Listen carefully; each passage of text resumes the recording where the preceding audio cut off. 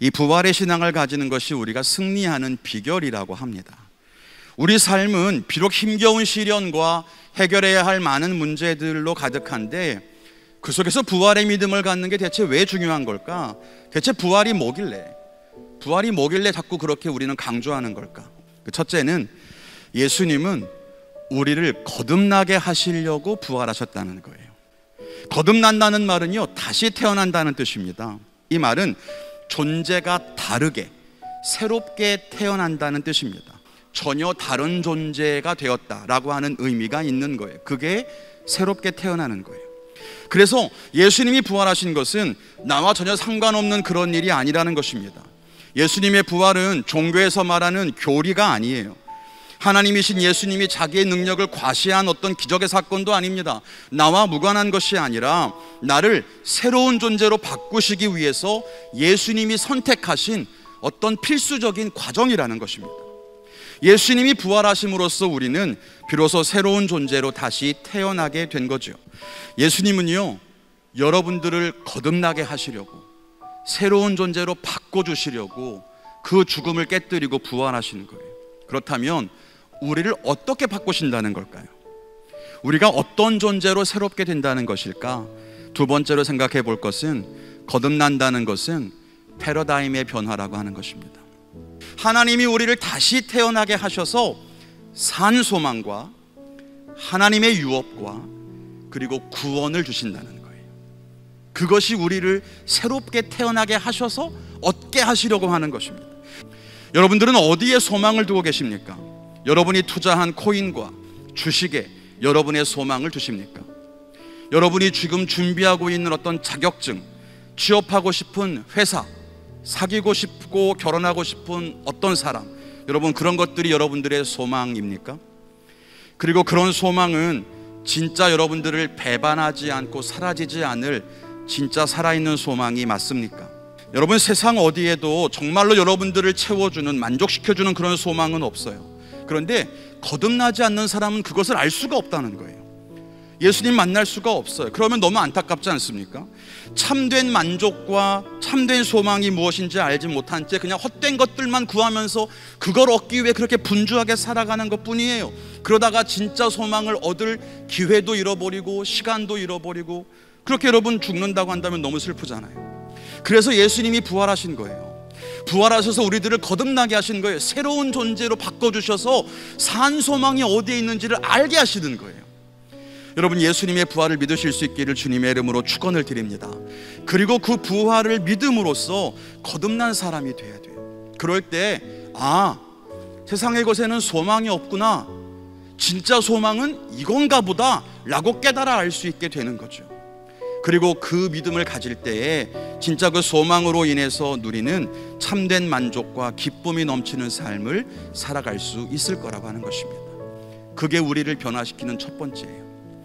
우리가 거듭남으로써 얻게 되는 두 번째는 하늘의 유업인데요, 그래서 이 말은 크게 두 가지로 해석해 볼 수 있어요.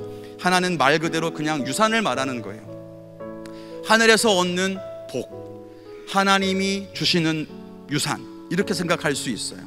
다른 하나는 하나님의 통치에 참여하는 것, 다른 말로는 하나님과의 관계를 말하는 거예요. 여러분들이 예수님을 믿는다면, 그리고 예수님의 부활을 믿는다면 여러분들은 모두 다 하나님의 자녀가 맞습니다. 하늘의 것을 가진 사람입니다. 하나님이 여러분들의 아버지세요. 우리가 그분의 자녀고요. 그러니까 우리가 하나님의 것을 이어받을 수 있는 겁니다. 하나님의 거룩하심이 나의 거룩함이 돼요. 하나님이 가진 그 진리가 나의 진리가 되는 거예요. 우리는 죄와 싸울 수 있습니다. 담대하게 세상에 맞설 수 있는 힘과 능력도 얻을 수 있습니다. 이런 일들이 자녀된 우리들에게 그대로 일어난다는 것입니다. 여러분이 살아가는 동안 그 마음에 풍랑이 일어납니까? 여러분, 우리는 풍랑을 잠잠케 할 수 있습니다. 여러분이 가진 것이 없어서 궁핍하고 결핍을 느끼고 있습니까? 사람이 떡으로만 사는 것이 아니라고 하는 것을 경험할 수 있다는 것입니다. 세상의 것들을 바라며 사는 사람은 세상의 것들이 없어지면 불안함을 느끼고 염려하고 만족하지를 못하죠. 그런데 하늘의 것을 바라며 사는 사람은 세상의 것들을 얻지 못한다고 해도 염려하지 않습니다. 세상의 것들이 다 사라져도 불안해하지 않습니다. 연인과 헤어져도, 돈을 많이 잃어버려도, 일자리를 빼앗겨도, 시험에 떨어져도, 수고하며 땀 흘려 일했던 것이 사라져도 그것 때문에 불안하거나 염려하거나 불행하게 생각하지 않습니다.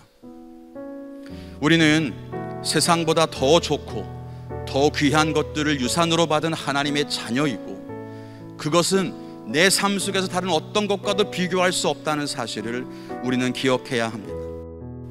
우리가 거듭남으로써 얻게 되는 세 번째는 바로 구원입니다.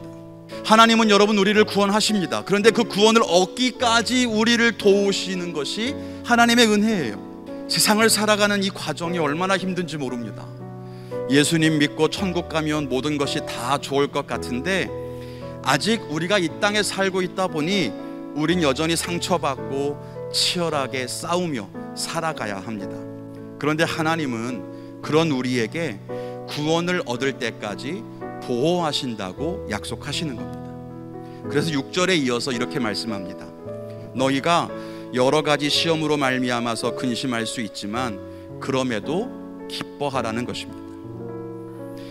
여러분에게 어떤 어려운 일들이 있습니까? 실패, 좌절, 아픔, 상처, 환난, 시련. 그것이 무엇이든 여러분 그것에 지지 않았으면 좋겠어요. 하나님이 여러분들을 도우시기 때문입니다. 여러분이 겪는 그 어려움을 이길 수 있는 힘이 하나님께 있습니다. 여러분이 어떤 상처가 있든지 어떤 환경의 어려움이 있든지 하나님은 여러분들을 도우실 수 있습니다. 그러니 포기하지 말라는 거예요. 낙심하지도 말라는 거예요. 여러분 지지 마십시오. 그것이 부활하신 예수님을 믿고 거듭난 사람들이 가진 진정한 능력이고 승리할 수 있는 이유가 되는 것입니다.